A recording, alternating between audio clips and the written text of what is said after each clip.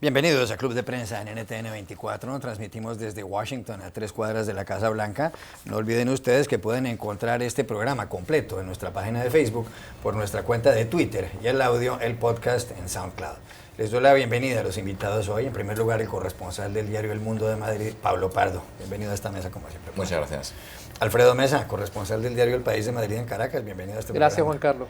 Carl Mitcham, encargado del área de América Latina del Centro de Estudios Estratégicos e Internacionales, el CSIS, un think tank muy importante en Washington. Bienvenido igualmente. Muchas gracias. Y Muni Jensen, analista política del Club de Prensa. Bienvenida también. Gracias. Alfredo, la primera noticia tiene que ver con Venezuela, con la situación de Venezuela. Justamente el diario El País está encabezando su página en los últimos minutos con un artículo titulado Una segunda vida en Miami, y se refiere al éxodo de venezolanos por la crisis económica en ese país.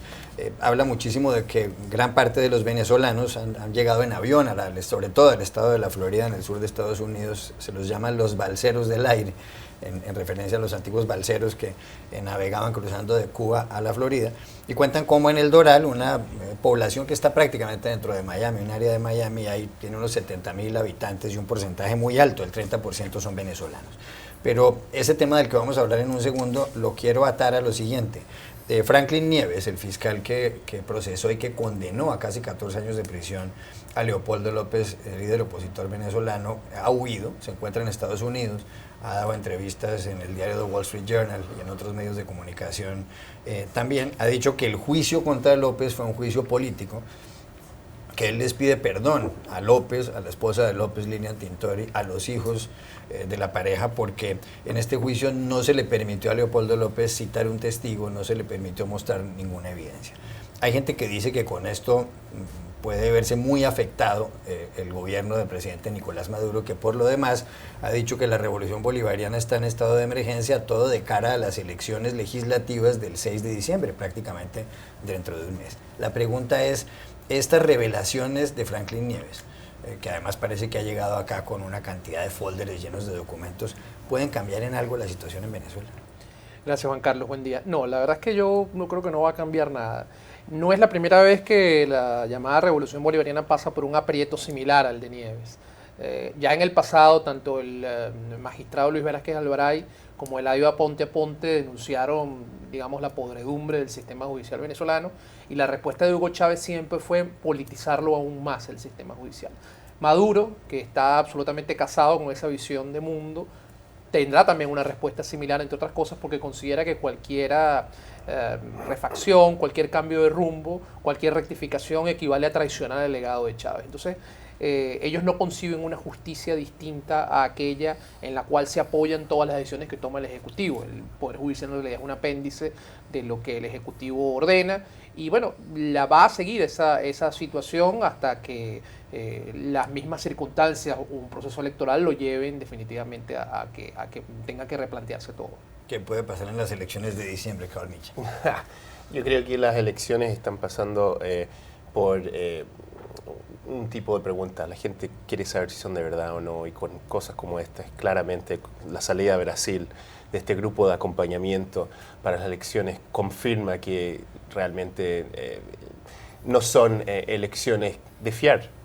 Y lo que ha ocurrido últimamente con la salida de este abogado confirma lo que la gente piensa, que es un gobierno autoritario, que no es una democracia, y que la situación está empeorando y empeorando. La marca de Venezuela, la marca del chavismo está en juego, y realmente lo que está ocurriendo es que claramente no es un sistema que se puede transferir, y es un sistema que es cuestionable en cuanto a temas de derechos humanos, en cuanto a su compromiso con la democracia.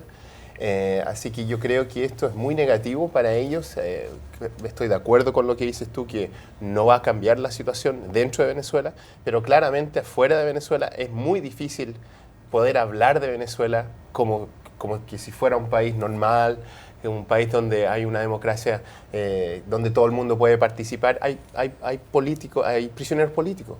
De eso se trata esto. Y eso es una reflexión de que no es una democracia.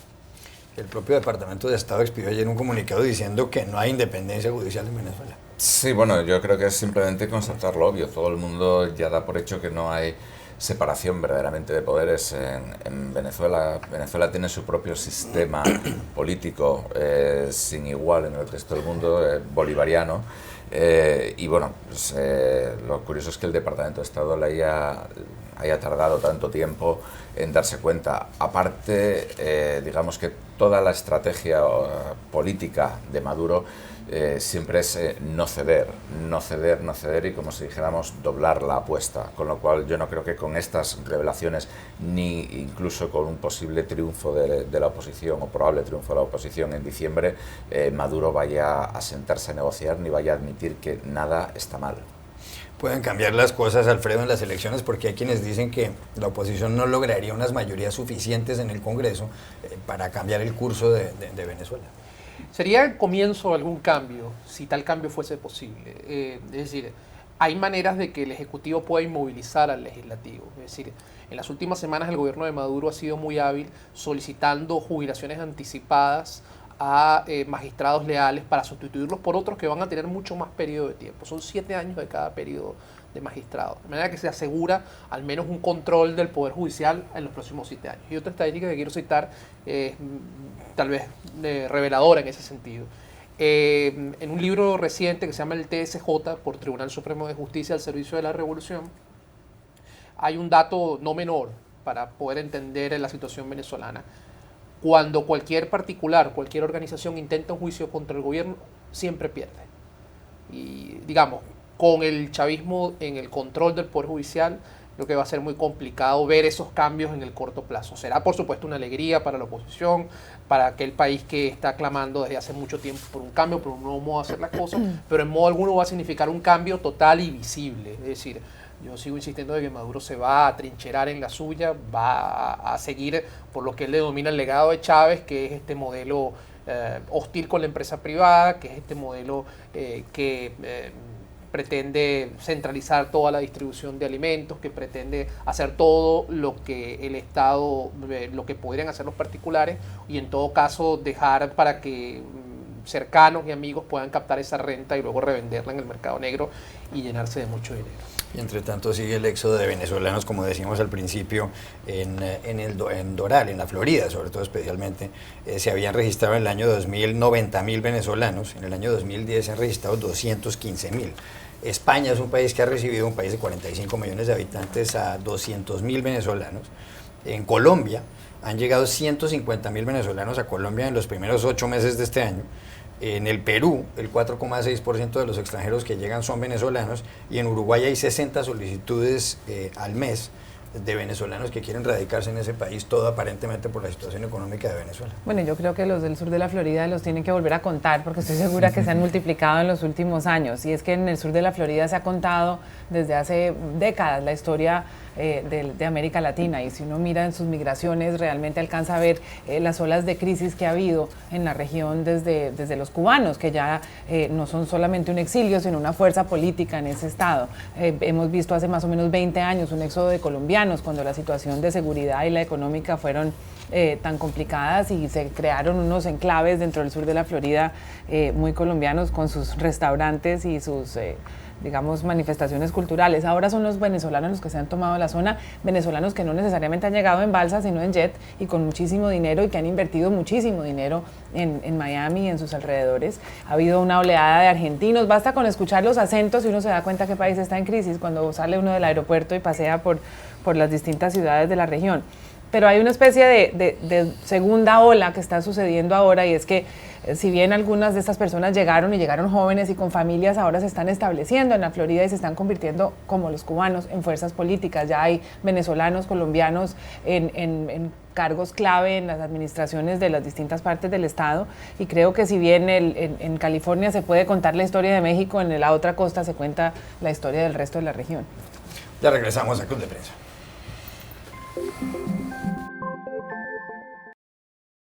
Volvemos a Club de Prensa en NTN 24 desde Washington. Pablo, hay elecciones presidenciales aquí en Estados Unidos en noviembre del año entrante.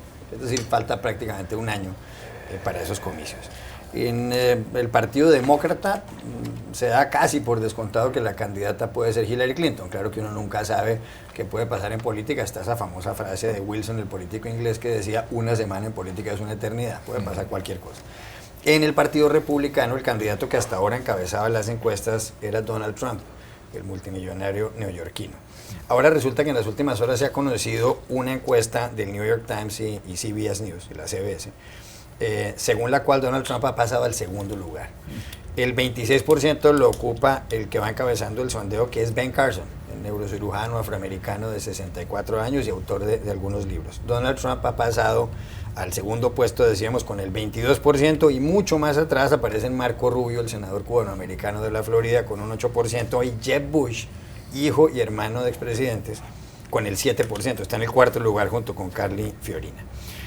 Dice el señor Dana Milbank en un artículo del diario The Washington Post que la campaña de Jeb Bush ha sido un desastre, posiblemente porque él en ningún momento fue capaz de contestarle a Donald Trump los ataques que le hizo. Donald Trump llegó a decir que el señor Jeb Bush es un hombre de baja energía, que no tiene ningún tipo de baterías ni de energía.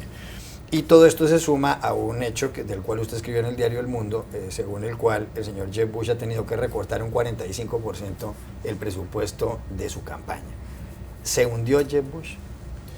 Bueno, ahora mismo está hundido, pero puede ser como un submarino y puede volver a la superficie.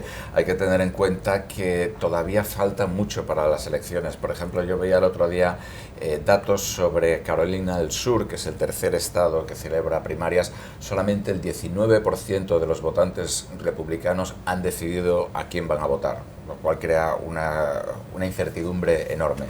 Desde luego, la campaña de Jeb Bush está siendo mala, está siendo muy mala. Se suponía que iba a ser prácticamente una coronación, se suponía que iba a ser un poco el equivalente de lo que está siendo la de Hillary Clinton con el Partido Demócrata, es decir, tal vez no una campaña brillante, pero sí una campaña muy sólida, que sea como una especie de apisonadora, y sin embargo Jeb pues no está funcionando bien. Creo que Trump lo ha enmarcado muy bien con esta definición de que es bajo en energía, lo ha repetido varias veces. Trump es muy bueno a la hora de lanzar ataques envenenados, y efectivamente Jeb, por su forma de hablar, es como bajo en energía. Esta semana creo que en un evento en Virginia con Pat Robertson, uno de los líderes de la derecha religiosa, como se llama en Estados Unidos, Jeb admitió, él dijo, no conozco a nadie que pensara que Trump iba a estar donde está a estas alturas. Si queréis unas elecciones en las que no se solucione nada, en las que no se hable de cómo avanzar en el país, no contéis conmigo. Eso yo creo que también es mandar un mensaje malo, digamos, es decir, el electorado valora a una persona que sea luchadora. El propio padre de Jeb, George Sr., ha juntado este fin de semana a los donantes en Texas para que le den más dinero a Jeb, porque Jeb está recibiendo muchísimo dinero, pero también está gastando muchísimo dinero, y aún así está muy mal en las encuestas, con lo cual, pues efectivamente, ahora mismo la campaña está hundida. Veremos si sale. Veremos si, como decía antes, es como un submarino y sale a la superficie. Carlos, usted conoce muy bien el Partido Republicano. ¿Saldrá a flote Jeb Bush o náufrago irremediable? Mira, yo creo que lo que está pasando no es algo inusual dentro del Partido Republicano. Hemos tenido outsiders ganando al comienzo de esto, con gente como Pat Buchanan antes. Ahora, lo distinto es que hay un grupo dentro del Partido Republicano que está dominando mucho, que quiere el outsider. Y los outsiders que han llegado ahora no son como los outsiders del pasado. Trump tiene mucho dinero, no depende en que le financian su campaña. Y Ben Carson, yo diría que es un outsider no tradicional, en que realmente no habla de la misma manera que el resto. O sea, él da sus opiniones, habla como una persona común, aunque yo no creo que sus maneras de hablar sobre temas son los más informados, diría, pero yo creo que es más una protesta que está creciendo y creciendo. No solamente se ve en la campaña, también se ve en el Congreso, donde hemos visto una carrera súper reñida para Speaker, que recién salió con el señor Ryan, está muy dividido el Partido Republicano. Y esto se está reflejando en esto. Que venga George Bush, que venga Jeb Bush, que diga, va a ser difícil porque él representa el establecimiento republicano durante una época donde la mayoría del voto duro republicano está rechazando el establecimiento, el establishment. Puede volver, sí, pero va a tener que hacer algo un poquito más radical para responder a gente como Trump y Carson, y lo va a tener que hacer ahora, porque sin el dinero, sin el financiamiento, va a ser muy difícil que él siga, y él va a necesitar eso durante los próximos 2 meses para poder estar listos para las primarias que vienen. Lo que pasa es que el voto republicano está tan dividido que hasta los outsiders son 2. Entonces ese voto también está repartido, cosa que no le conviene ni a Donald Trump ni al señor Carson. Sí. Yo pienso que Bush obviamente no está muerto, primero porque tiene una plataforma política mucho mejor montada que las de los otros candidatos, aunque esté en este momento la candidatura pasando por un momento difícil. Veíamos las fotos de la familia Bush en esta semana acompañando al candidato y tratando de fortalecerlo, y eso recordaba cuando el paciente está a punto de morir, que llega la familia a rodearlo, pero yo no creo que Jeb Bush esté a punto de morir. Si el Partido Republicano fuera un grupo de candidatos, yo creo que la gente se va a la fiesta con el señor Trump y con el señor Carson, de repente se va a la fiesta con Ted Cruz, pero se casa con Jeb Bush. Y creo que el Partido Republicano al final va a ser un llamado al orden y va a quedar sobreviviente el candidato que haya tenido más cautela, que haya sido más cuidadoso con el dinero y que no haya metido las patas. Dicho eso, yo creo que el fenómeno de Marco Rubio es algo que hay que mirar. Esta noche hay debate y creo que hay muchos ojos puestos sobre Rubio, que parece ser el candidato más carismático y el que más entusiasma a los votantes. Lo han criticado, pues, a ser el Obama republicano, cosa que no le conviene mucho. Pero pienso que esta es una carrera larga y el que tiene más aguante para durar la carrera entera sí es Jeb Bush.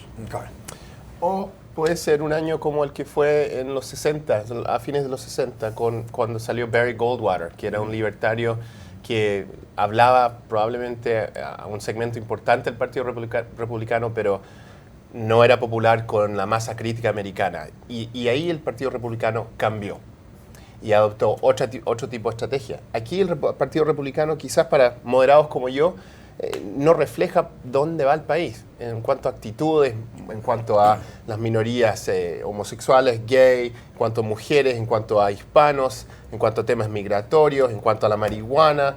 No refleja las actitudes que van hacia adelante en el país. Entonces quizá este sea un año donde realmente eligen a alguien que vaya a adelantar como una destrucción que necesita para que se reinvente el Partido Republicano. Pero lo llamativo, Carlos, es que los candidatos, si uno los mira comparados con los demócratas, son jóvenes, sí. Son personas que parece ser una nueva generación de políticos con pocas excepciones, y sin embargo sus ideas son, como dices, no representan la juventud y la masa crítica de los americanos. Yo creo que el único joven ahí es Rubio. Y si Rubio no se Ted pone Cruz las pilas... también es joven, y bueno, son okay, personas que son décadas más jóvenes que Bernie Cruz, Sanders y Hillary Clinton. Quizás Ted Cruz tenga 44, pero actúa como si tuviera 68. Entonces, creo que es importante tener a alguien que adopte las actitudes de dónde va el país, no dónde estuvo. Y eso es lo que está pasando con mucho del Partido Republicano ahora. Yo creo que incluso Rubio, Rubio es joven porque tiene cara de niño, porque parece muy joven, pero sus posiciones políticas, básicamente el Partido Republicano mantiene las mismas posiciones que tenía con Goldwater. Es más, si ahora mismo giran un poco más a la derecha, se caen, porque ya no queda más a la derecha, literalmente.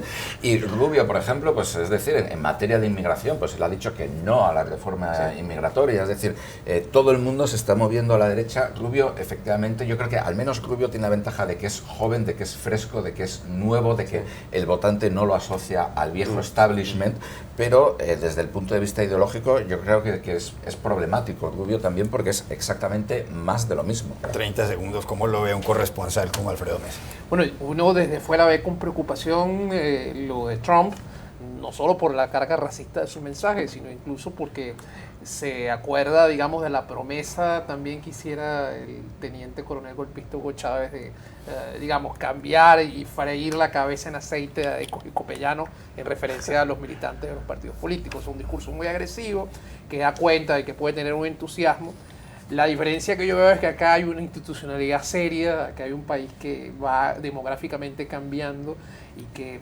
probablemente ese entusiasmo, cuando tengan que definirse las cosas, pues va a optar por una opción que también incluye esas nuevas minorías, ¿no? Es decir, ya en las elecciones del 2008, como hablábamos en el corte, se demostró, digamos, que tienen que incluirse a las minorías en un cambio y en una nueva propuesta de gobierno por parte de los republicanos. En todo caso, yo creo que es un fenómeno interesante de mirar y nada, esperemos que los estadounidenses tengan, digamos, sobre todo los republicanos, tomen en cuenta todo esto a la hora de elegir a su candidato. Ya regresamos a Club de Prensa.